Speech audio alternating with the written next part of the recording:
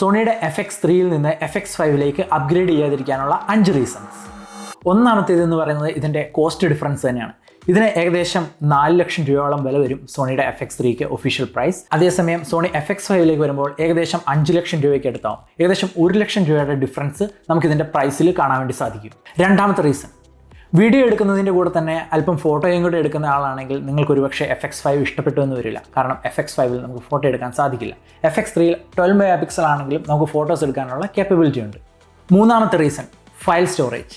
നമുക്കറിയാം സോണി FX5ൽ 5K open gate 16 bit നമുക്ക് ഷൂട്ട് ചെയ്യാൻ വേണ്ടി സാധിക്കും. അതനുസരിച്ച് നമുക്ക് ഫയൽ സൈസും എക്സ്പെക്ട് ചെയ്യണം.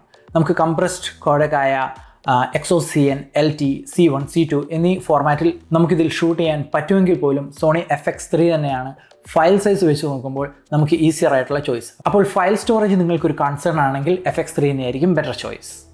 നാലാമത്തെ റീസൺ, ഇതിൻ്റെ മെനു സിസ്റ്റം.